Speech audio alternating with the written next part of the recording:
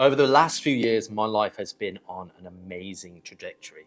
But I want to take you back to a young 16-year-old version of me, clueless about where my life was going. I didn't know what I wanted to do, and I was just about to start my A-levels. Now, I know this will resonate with so many of you because we're just forced down this pathway of education without really questioning whether it's right for us.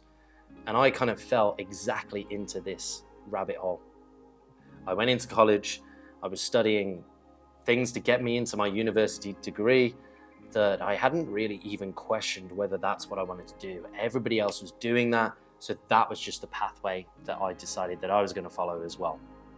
Now, along this process, I kind of realized and stumbled upon the fact that I didn't want to do this because I was just putting little to no effort into my studies, like nothing. I genuinely would get back, I'd play Xbox, and I'd do absolutely nothing, which for me, coming from a history of sports and being super disciplined and dedicated to the cause and being better at that, it was just a bizarre experience for me to go from one extreme to the next.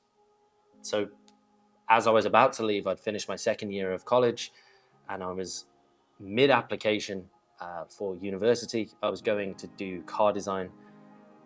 I really realized that that wasn't for me. I decided to drop out, and I spent 6 months of my life just playing Xbox, not really having any direction, no purpose, and I didn't know what to do.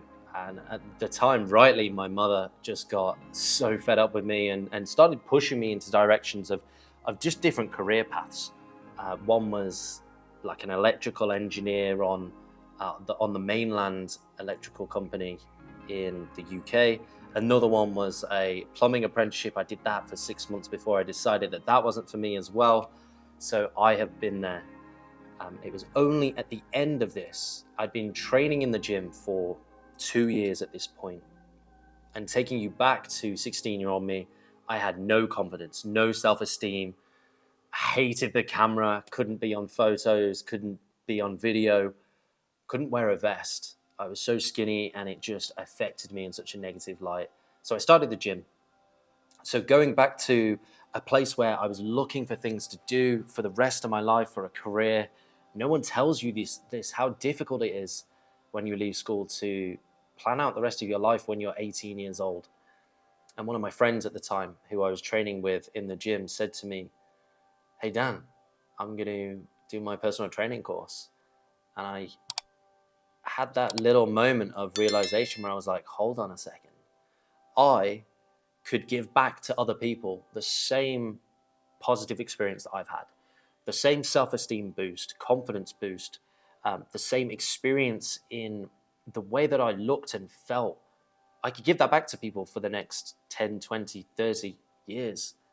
And I went back home that evening and had the conversation with my mom and was like, I found what I'm going to do. So I told her, I said, I'm going to be a personal trainer. At which point she said to me, and this comes from a place of care, and you will definitely experience this when you start to pursue things that go outside the realm of the societal norm. And she said to me, she said, make sure you get a real job at the same time. And I remember looking dead her in the eyes and thinking, what is a real job? Like, I'm going to make a go of this, and this is the first thing that I've been excited about since leaving school. So I did my course, and the old me was back. I was motivated, I was disciplined, I was dedicated. I was studying, learning everything I could about biology, anatomy, the nutrition, training, and the hunger for knowledge hasn't stopped. So that's where I got into personal training, and then shortly after that, I wanted the next level. I wanted something else, something more to take me up in terms of development and challenge. I fell into personal training, and I then needed something more. It was fitness modeling. I came across the likes of Rob Riches on YouTube, Scott Herman, the original fitness OGs, and once I found them, started watching all their videos, how they were training, what they were eating, what their routines looked like. Absolutely everything I learned in those first years, I learned from YouTube. So this is what I want to do. I want to give back to you and hopefully provide the value that I also received. So at this time, I was at a corporate gym. It was the first personal training gig I had. The first gig I actually had was in a hotel gym that was really, really small. And I was only there for a couple of months before I got the opportunity to move to this corporate gym. And this corporate gym gave me so much opportunity to learn the bread and butter of personal training. I literally worked with hundreds of clients across every spectrum, across every demographic and different goals too. And all of this time I was training, I was dieting, I was getting ready for my first competition. And at the time, one of my friends who was helping me, who had already competed, said to me, "Hey Dan, let's do a photo shoot." And at the start of this video, you'll remember me saying I hated the camera. And I thought it was a good opportunity for me to push myself yet again, get myself out of my comfort zone and do something that was challenging and force me to adapt and grow. And that's what I did, because I didn't want to admit to my friend that I was scared or self-conscious being on that photo shoot. Stepped in front of the camera, took my top off, really wasn't comfortable. And then something magical happened when the photographer turned the camera around and showed me a preview of that. It instantly showcased to me that I just hadn't seen myself in the light that the camera was seeing me or everyone else was seeing me. I looked amazing. I looked like exactly what I was aiming for and trying to replicate from my idols. So that was a hugely valuable lesson for me, and it was something that really reinstilled the massive benefit of pushing yourself outside of your comfort zone. Staying in one place was not causing me to grow. So I was having to search for these areas of my life where I could step out of these comfort zones and push myself to develop.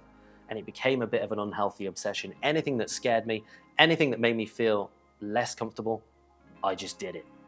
So after a couple of years of being at this gym and also competing, I kind of felt like it was time for my next step.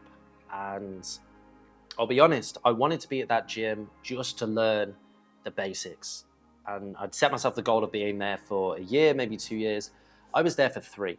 I'd allowed myself to get complacent and comfortable. So again, I used this opportunity to step outside my comfort zone. And I did this by launching my first online coaching with a photo shoot. And I did this with a bunch of girls at the time. And we did this amazing transformation where at the end they had a photo shoot, they had a stylist, a hairstylist, and a makeup stylist come on board. And it was just an awesome experience. And as soon as I'd taken that step, I instantly thought, why haven't I done this sooner? It was the most valuable thing that I could experience, because it was my own limited beliefs of how difficult it was going to be, or how I was not going to be able to pick up clientele because, they were coming through the gym. All of these kind of thoughts that I had just simply weren't the reality. So at that same time, over the next 6 months, I built my online coaching business, and I got my first opportunity to go to China with Body Power. We did a bunch of different seminars. And again, this was something that I was really, it was outside of my comfort zone. And I just knew I had to do it. I was there with names that were much bigger than my own, with people who have been established in the industry for a long time. And therefore, I had that imposter syndrome. Okay, I was there with people that were very established, that had been in the industry for years, 10 years plus. And I was the new kid on the block. So there was a big part of me that almost didn't do those seminars because I thought that I just didn't have the right to be there. But I went, we did these seminars, and it was an incredible experience. Fast forward another 6 months, I had my next opportunity for international travel, for seminars, for events, for expos, and it was India. So I then spent 18 months traveling India, delivering seminars on all things exercise, nutrition, training, posing, judging competitions, and it was an incredible experience. During that 18 months, I also started to get more involved in other areas of business too. So I worked on a franchise model for cafes, supplement stores, and gyms, and started managing one of the gyms in Pune. I also had an incredible experience in Chennai in that time frame as well. I had my first experience at being in a Tollywood film. I believe that's right. The Bollywood, for anybody listening, is like, for anyone outside India, Indian movie is just Bollywood. But within India, you've got 5 different massive film styles. And I believe that the Tamil one is called Tollywood. Kollywood. Okay, it's called Kollywood. It was an incredible experience. I got to meet some amazing people and network out here in Chennai, which also, that will come in handy in a little bit. So after that, I'd been in India for 18 months. I'd originally planned to be here for 6 months, but I just loved it so much. I spent so much longer here developing and implementing lots of stuff within business. So then in 2018, I went back to the UK and scaled my online coaching business and really pulled back from personal training and just built the business that I wanted to build. And that brings us to right now, today. And in some ways, I've come full circle. I'm back here in India again, now based in Chennai in the south of India, and I'm doing some very exciting projects here. I'm now working with a group of high net worth individuals, personal training, and still running my online business.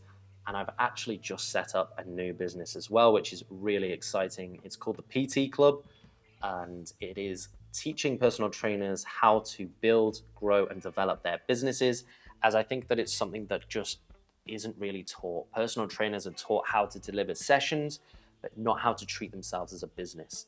So that is the new business, and that brings us all the way up to today. So for more videos on training, nutrition, getting in the best shape of your life, business and self-development, and just lessons in general, subscribe, like the video, and come back and watch some more.